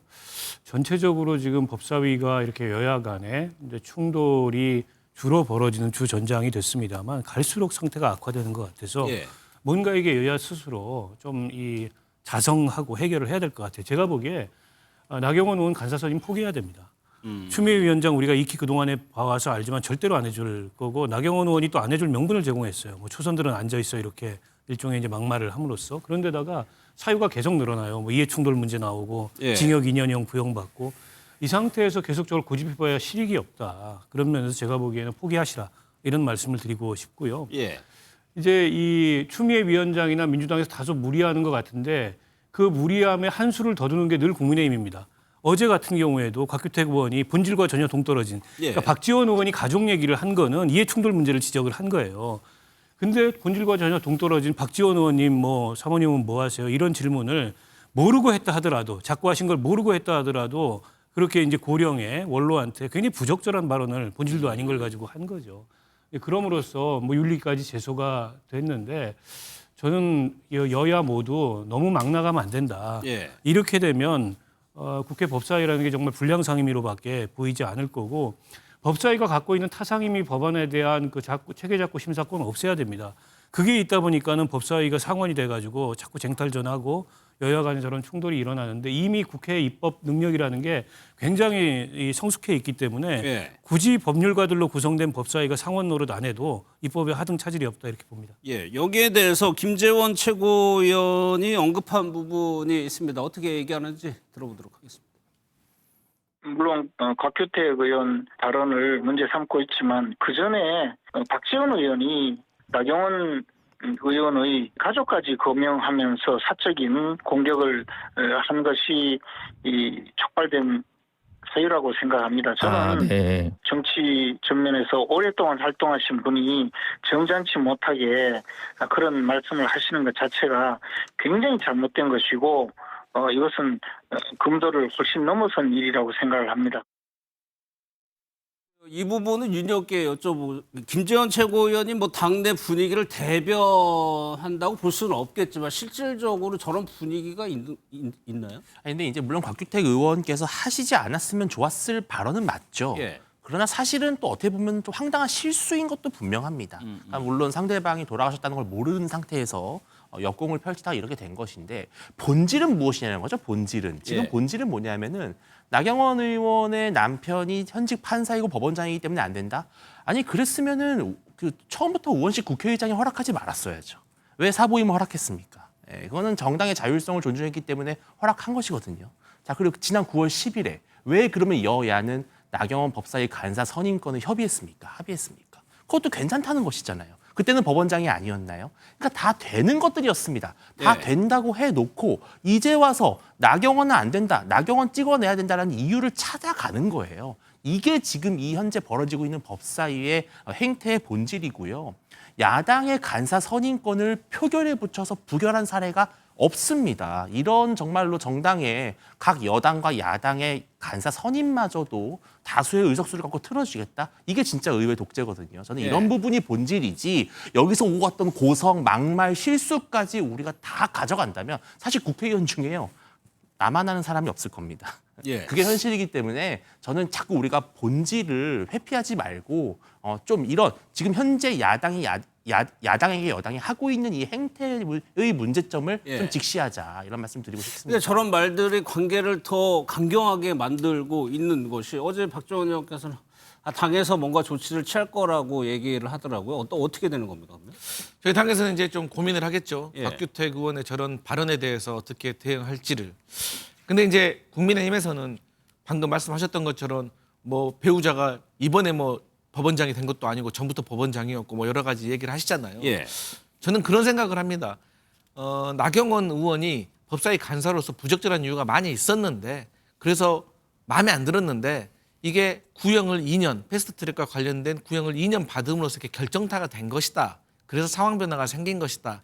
라는 점도 저는 간과할 수 없다고 생각을 합니다. 그리고 이건 제 개인적인 추측입니다만 나경원 의원께서 굳이 오선 의원이 법사위 간사까지 맡으러 오신 것은 본인이 아무래도 서울시장 출마를 염두에 두고 어떤 잘 싸우는 이미지를 조금 만들어서 출마에 조금 도움이 되려고 하셨던 것도 있었을 것 같아요. 제 개인적인 생각에. 그런데 이미 그 목적이 많이 좀 부서졌다고 생각을 해요. 오히려 과거에 본인이 안 좋았던 흑역사만 좀 부각되고 있기 때문에 저는 나경원 의원도 이쯤에서 포기하시는 것이 저는 원만한 법사위 운영을 위해서 좋지 않을까라고 다시 한번 국민의힘이 좀 제고해 주십사 하는 요청을 드립니다. 아니, 두 분은 이렇게 말씀하시는데 실제로 그럴 가능성이 있어요? 민주당도 과거에 소수 정당일 때가 있었습니다. 우리도 다수 정당일 때가 있었던 거죠.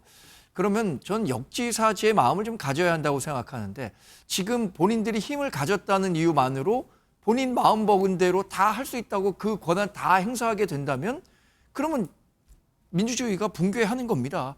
저는 이 간사 선임과 관련해서 이렇게 소모적으로 여야가 붙을 사안인가라는 부분에 대해서 뭐 의구심을 제기할 수밖에 없고요. 문제의 발단, 그러니까 본질은 우리 당의 간사를 뽑는데 왜 민주당에서 그 간사는 안 된다냐고 이렇게 문제를 제기하는 거예요.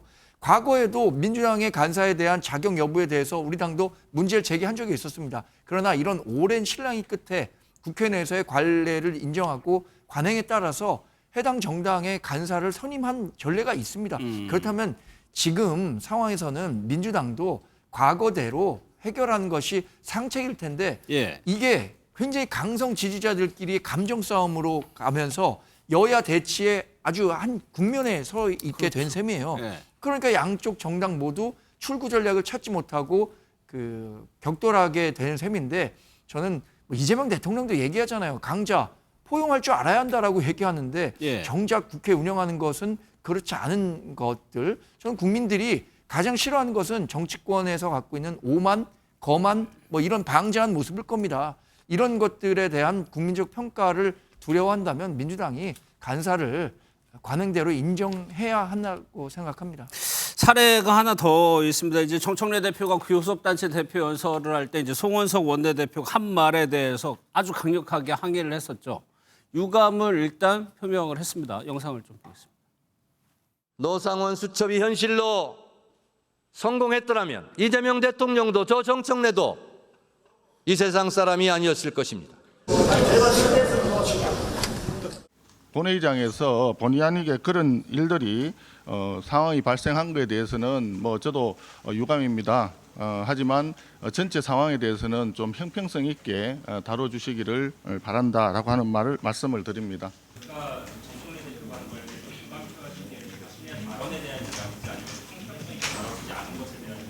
예, 좋은 질문입니다.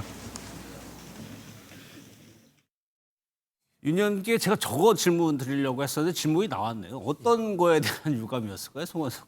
그러니까 이제 그 본인이 본회의장에서 좀 이제 왜 꽤 본인의 생명까지 위험하실 수도 있다라고 한 발언에 대해서 뭐 그랬으면 좋았을 뻔했다라는 취지의 발언을 한 것인데 이런 당연히 뭐 송원석 의원이 개인적으로 실수한 부분이죠, 이것도. 아무리 속마음이 그렇다 할지라도 그것을 들리게끔 말했다라는 것은 실수기 때문에 유감 표명을 한 것인데 저는 사실은 이 송원석 의원의 잘잘못을 떠나서 지금 예. 국회 본회의장, 법사위장, 다른 상임위장 그리고 장외투쟁에서 나오는 사실 우리 정치권의 여러 언어의 품격이라는 건 이미 많이 떨어졌어요. 그런 점에서 이게 꼭 송원석 의원 개인의 문제를 넘어서고 또 정청래 대표 역시 사실 이 강경 발언의 또 어떤 아이콘 중에 한 분이시잖아요. 예. 예, 그렇게 따진다면 이게 서로가 서로에게 조금 보완해 나갈 문제이고 다만 유감 표명을 했기 때문에 이쯤에서 저는 봉합하는 것도 방법이라고 생각을 합니다. 그런데 여기에 대해서 당사자인 정청래 대표 SNS 보면은 이거 받아들인 거 아니죠? 사람답게 사과라고 그랬거든요. 아니 본의가 아니게 발생했다는데 아니 본의가 드러난 건데 말을 제대로 안 하고 있잖아요.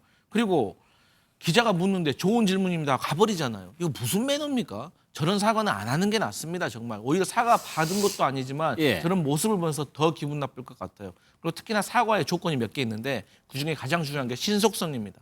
빨리 해야 되는 거예요. 그리고 내용이 명확해야 됩니다. 그런데 저는 그 모든 조건들이 맞지 않아서 저건 사과라고 볼 수 없다. 그렇게 생각합니다. 그러면 지금 당 분위기는 그걸로 봉합된 게 아니라는 지금 분위기예요? 저는 그 송원석 그 전 원내대표는 하여튼 사퇴해야 된다고 생각합니다.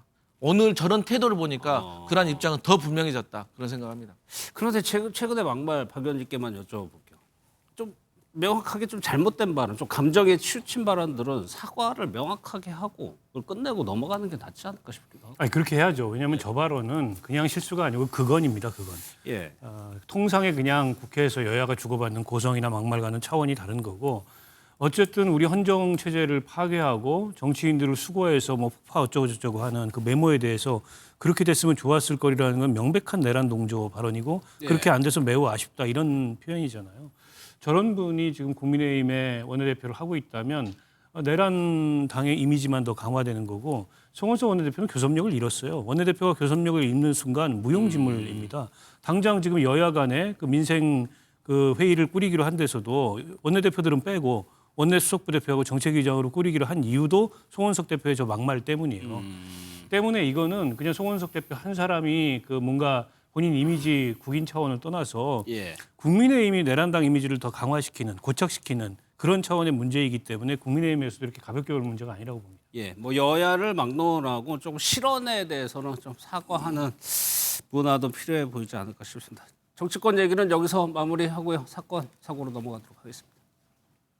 제2의 창업을 갖고는 선봉으로서 본신의 힘을 다하여 그 소임을 수행할 것입니다. 다 그러면 철저히 바꿔. 극단적으로 얘기해. 농담이 아니야. 마누라 자식 빼는 건 다 바꿔봐. 불량 안 된다, 불량 안 된다. 지를 향해. 그런데도 아직까지 양을 하고 있는 게 이게 현실이다. 몇 년, 10년 사이에 정신 안 차리고 있으면 금방 뒤지겠다 하는 느낌이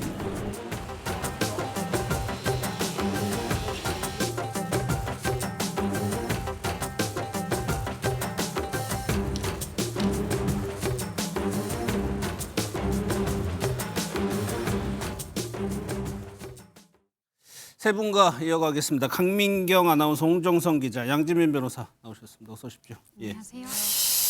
이건희 회장의 생전에 소유했던 그 용산 이태원동의 자택이 있어요. 이게 매각이 됐죠? 네, 매각이 사실이 알려진 건 지난 6, 7월경이었습니다. 예. 당시만 하더라도 삼성 측에서 말을 아꼈었는데요. 왜냐하면 이 소유권 이전이 완료되지 않았었기 때문입니다.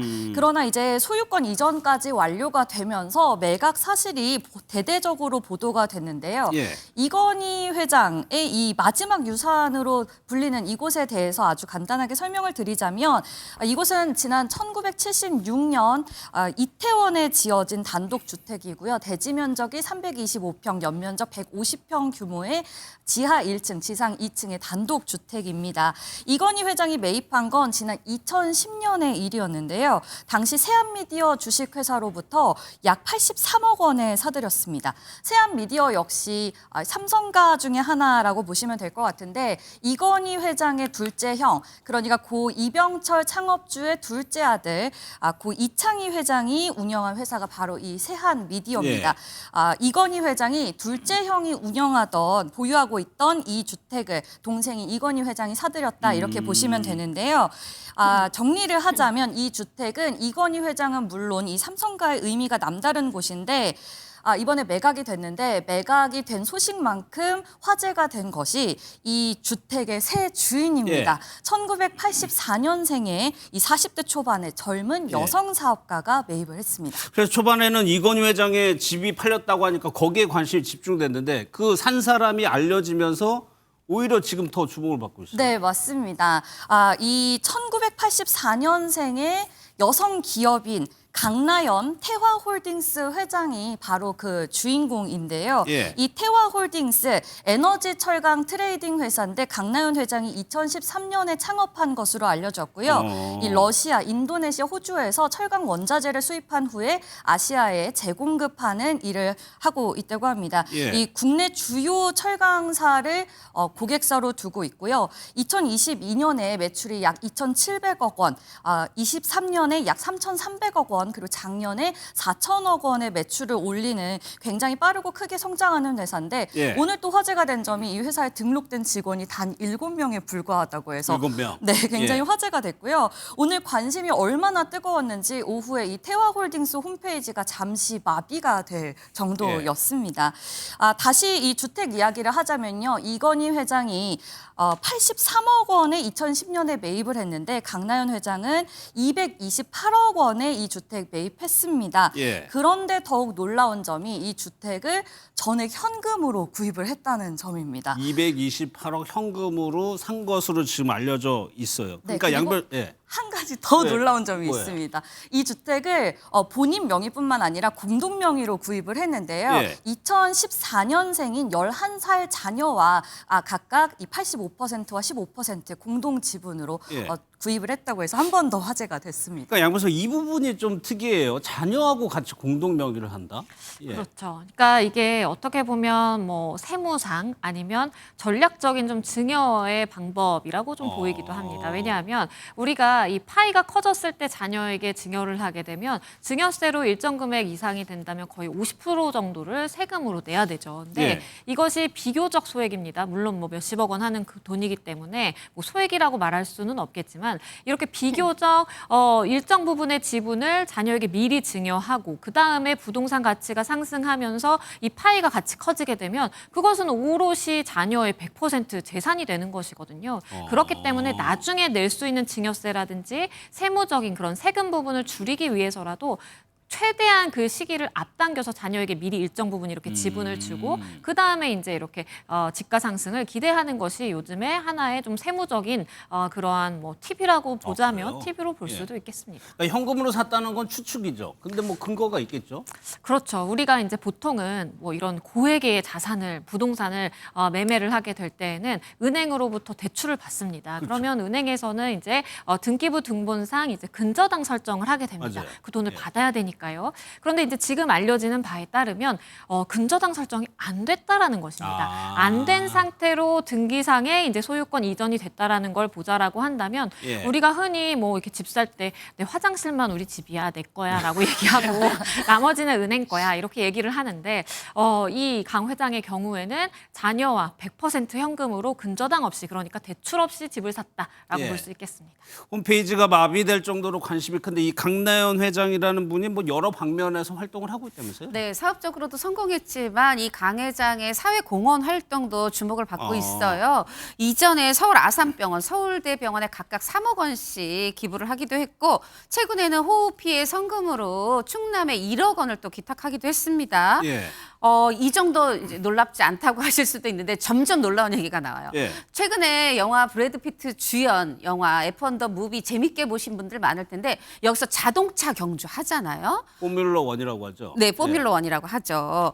여기에서 그런데 이 강 회장의 프랑스 시댁이 정확히는 남편의 아버지, 시아버지가 이 F1 구단주 거기 자동차 한 대 값이 어마어마한데 그런 이 F1과 포뮬러 1과 관련 있는 시댁이 연관이 있어서 여기에 그치지 않고 지금 강 회장이요. 이거를 한국으로 와서 대회를 열겠다. 이런 거를 노력을 하고 있고 그렇게 해서 뭐 이게 그냥 말만 하는 게 아니라 실제로 예. 뭐 인천에서 열려고 이 인천 관계자와 일본도 가고 뭐 여러 가지 지금 노력을 하고 있다고 하고요.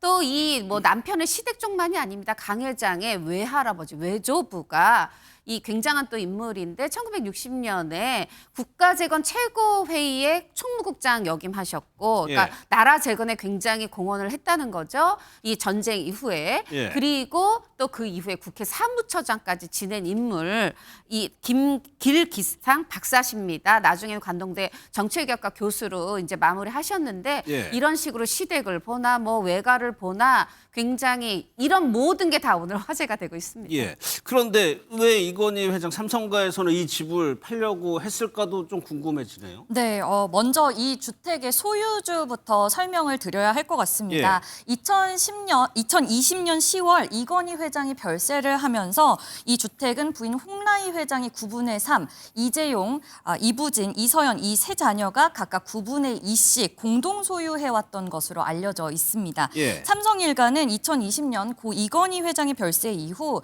26조 원 규모의 이 유산을 상속을 받고 무려 12조 원에 이르는 상속세를 6년에 걸쳐서 분할 납부 중인데요. 이들은 앞서 이 삼성전자 등 보유 주식을 일부 매각을 하거나 주식담보대출을 통해 상속세 이 납부 자금을 마련을 해왔는데 이번 매각 역시 그 재원 마련 때문이지 않을까 싶습니다. 이곳이 한남동 이곳이 뭐 알고 보니까 좀 범삼성가 사람들이 좀 많이 살아요? 맞습니다. 그러니까 선대 때부터 이병철 회장부터 해서 예. 이 한남동 일대에 자리를 잡았고 이건희 회장 또 홍라희 그러니까 아내죠. 홍라희 관장도 여기에 집을 여러 채 이제 구입을 했다고 그래요. 그런데 이제 집중적으로 보면 여기 이제 제일 꼭대기에 이건희 선대 회장 집이 예. 있고 또 홍라희 그 관장의 그 리움 미술관 또 있죠. 거기다가 이재용 삼성전자 회장의 집, 이부진 호텔 신라 사장, 이서현 삼성복지재단 이사장 집까지 쫙 있어요. 여기는 일단 직계죠. 예. 그런데 이병철 회장의 이제 딸이자 또 이 이건희 회장의 동생인 그 이명희 회장도 여기에 집이 있습니다. 이명희 회장이 집에 있는데 이명희 회장만 집이 있는 게 아니죠. 또 그 자녀 정용진 신세계 부회장 또 정유경 딸 예. 정유경 신세계 총괄 사장 이 집도 또 여기에 있고 이렇게 되면 이제 범삼성가가 돼요. 예. 그리고 또 이명희 회장의 또 동생이 있습니다. 저 홍라희 관장이죠. 홍라희 예. 관장의 동생이 있습니다. 홍석현 중앙홀딩스 회장.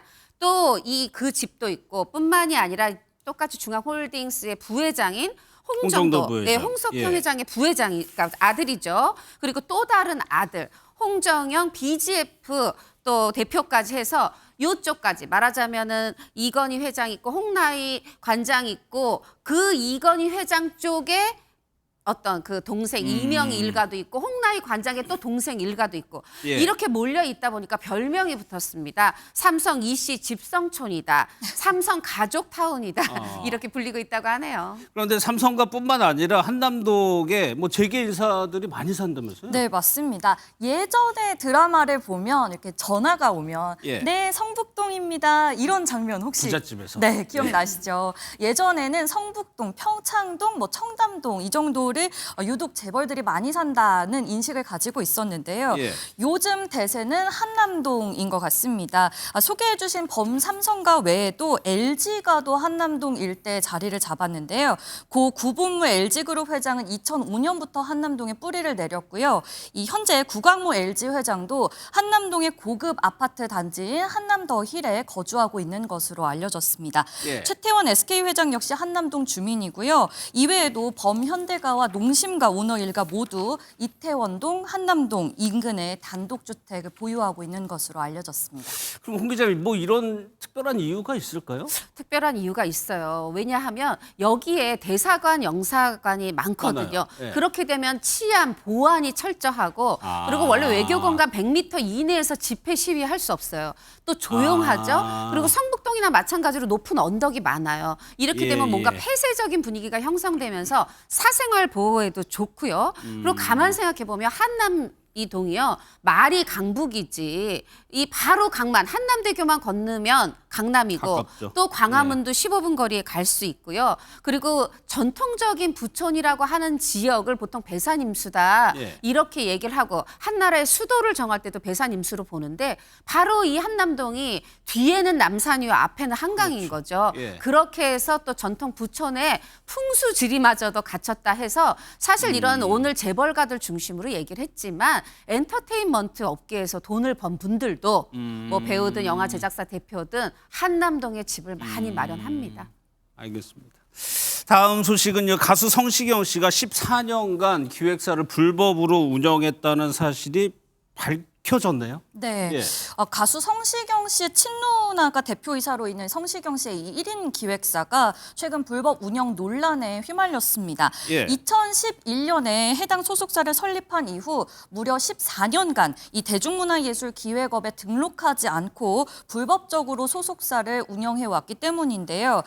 법인과 1인 초과 개인 사업자로 활동하고 있는 연예인 및 연예기획사는 대중문화예술기획업에 등록을 한 후 매년 법정 교육을 수료를 해야 하는데 예. 성시경 씨의 소속사는 이를 14년간 이행하지 않은 것으로 드러났습니다. 그러면은 이것이 왜 지금에 와서 좀 드러났을까요? 최근 누군가가 성시경 씨를 해당 혐의로 고발했기 고발을 때문인데요. 했어요? 네, 서울 영등포 경찰서는 국민신문고로부터 이 성시경 씨의 대중문화예술산업발전법 위반 고발 사건을 넘겨받아서 수사과로 배당해 관련 조사를 이어가고 있다고 합니다. 이 고발인은 고발장에서 성시경은 사회적 영향력이 큰 예술인이기 때문에 기본 준법 상태를 점검할 책임이 따른다며 엄벌을 요구했습니다. 예, 이것이 불법 논란이기 때문에 좀 입장을 빨리 내야죠, 이런 거. 빨리 냈습니다. 예. 보도 나오자마자 냈는데 내용은 이래요. 우리는 2011년 4월에 설립을 했는데요. 그러니까 대중문화예술산업발전법이 생긴 건 2014년 1월이라는 거예요. 그렇게 해서 아까 이 강미경 아나운서 얘기한 것처럼 이게 무조건 법인이거나 아니면 1인 초과라는 게 뭐냐면 법인을 세우지 않았어도 뭐 남성 듀오, 여성 듀오 이렇게 활동할 수 있잖아요. 2인조 뭐 가수. 예. 이렇더라도 무조건 이 등록을 해야 돼요. 그런데 이거를 미처 몰랐다. 우리가 생긴 뒤에 생겨서 몰랐다. 지금 알자마자 등록 절차 신청했고 빠르게 충실히 이행하겠다 이렇게 입장을 밝히고 있는데 예. 일단 이게 무려 14년간이나 불법 운영이다 보니까 예. 이 뭐 해명을 다 믿지 않는다 이건 아니지만 대중이 요거는 좀 부족한데 요런 좀 댓글들을 보면 좀 그렇습니다. 예. 그러면 양 변호사님 일단은 뭐 설립되고 그 뒤에 규정이 의무 규정이 생겼다고 해도 처벌이 되는 거죠. 그렇죠. 불법적인 소지가 있는 것이죠. 당시에 이렇게 규정이 새로 마련되면서 관계기관에서 굉장히 홍보도 열심히 했었거든요. 그렇기 때문에 지금 만약에 이렇게 법이 바뀌고 한 1, 2년 정도 모르고 운영했다라고 하는 것은 일정 정도의 심리상 계도 기간 내에 속해 있다 내지는 몰랐을 수도 있겠다라고 볼 수도 있겠지만 예. 10년이 넘는 시간 동안 이렇게 해왔다라는 것은 조금 너무 무책임한 건 아니냐라는 이야기가 자연스럽게 나올 수가 있는 것입니다. 예. 실제로 내가 이제 대중문화예술산업법에 따라서 대중문화예술산업을 영위하겠다라고 한다면 지자체에 이것을 등록을 해야 되고요. 그 이후에는 여러 가지 의무 규정이 있습니다. 왜냐하면 소속사와 이제 아티스트 간의 분쟁이 발생할 수 있기 때문에 그것 관련해서 교육도 철저하게 받아야 되는 것이고요. 향후에 발생할 수 있는 법적인 분쟁을 예방한다라는 차원에서도 이건 꼭 필요하기 때문에 법이 개정이 됐던 것이거든요. 예. 그렇기 때문에 실제 이제 법정형은 2년 이하의 징역 2천만 원 이하의 벌금에 처한다라고 되어 있지만 물론 본인이 무지했다라는 부분에 대해서 인정하고 있고 그것을 감안하더라도 전혀 없던 일이 되는 것은 아니고 처벌을 받되 수위의 조절이 있겠다라고 판단됩니다. 그럼 이런 사례 같은 경우에 정말 몰랐어요. 정말 몰라서 그거 억울하면 호소를 하면 참작이 됩니까? 일부 양형에서 이제 반영이 될 수 있는 거죠. 아니면 이제 수사기관 내에서 어떠한 이제 처분을 함에 있어서 조금의 이제 참작 사유가 된다라는 것이고요. 대부분의 범법 행위를 하게 되면 이제 몰랐다 아니면 선처를 바라는 것이 대부분입니다. 그렇기 때문에 그걸 있는 그대로 이제 다 받아줄 수는 없는 것이고 말씀드린 것처럼 얼마나 그렇게 불법적으로 운영을 해왔는지 그 기간이라든지 그리고 충분히 알았을 수 있는 개연성이 있음에도 불구하고 이걸 본인의 과실 내지는 무책임으로 인해서 몰랐다라는 것은 현실적으로 받아들여지기가 어렵고요. 다만 본인도 인정하고 그 부분에 대해서 빠른 시정 절차에 돌입한 것으로 보아 와서 그 부분은 긍정적으로 참작될 부분입니다. 예. 그동안 성시경 씨 뭐 이미지가 있어서 그런지 좀 의외다라는 뭐 반응이 많은 것 같아요. 놀랐다. 네, 맞습니다. 사실 성시경 씨 하면 떠오르는 이미지가 바로 성실과 신중이기 때문인 것 같습니다. 예. 성시경 씨는 그간 방송에서 이렇게 과도한 농담이라던가 논란이 될 수 있는 발언을 자제하면서 차분하고 성숙한 이미지를 구축해 왔는데요. 예. 네, 또한 음악 작업에 있어서도 굉장히 철저한 준비와 노력을 기울이는 것으로도 유명합니다. 자신의 앨범 작업을 할 때도 굉장히 오랜 시간 정성을 들여서 완성도를 높이면서 팬들에게 진정성 있는 음악을 들려주려고 하는 노력을 보였고요. 예. SNS로 이 팬들과 소통을 할 때도 과도한 개인 정보라던가 감정은 공유하지 않는 것으로 이 매사 신중한 태도를 보여왔던 것으로 굉장히 유명한 분이기 때문에 다소 이번에 좀 실망감과 충격감이 더 클 수밖에 없지 않나 싶습니다. 근데 연예계에서 이런 일이 왕왕 있나 보네요. 옥주현 씨도 비슷한 사례였어요? 맞습니다. 지난 10일에 이제 첫 보도가 나왔는데 예. 옥주현 씨도 이제 2022년에 이 설립을 했는데 지금까지 3년 넘게 이제 불법 운영을 했다. 불법 운영이라는 건 다른 게 아니라 1인 기획사지만 이게 등록을 해야 되는데 등록하지 않고 해왔던 거죠. 그렇게 해서 바로 이제 입장을 내놨어요. 예. 그 보도가 나온 날 바로 등록 신청했다. 뭐 이제 기다리고 있다 이렇게 얘기를 하는데 명백한 가실이다. 의도적 회피는 아니었다 얘기를 하는데 조금 개인적으로 제가 이제 올해 이 생활을 하면서 연예 기자로 생활하면서 아쉬운 점은 입장문을 낼 때 이런 부분이에요. 일부 절차가 누락됐다. 이건 일부 누락된 게 아니라 아예 등록이 안 되는 상황이잖아요. 이제 이런 부분 그리고 지금 모든 절차를 마쳤다. 등록 지금 신청만 한 겁니다. 아직 등록된 거 아니잖아요.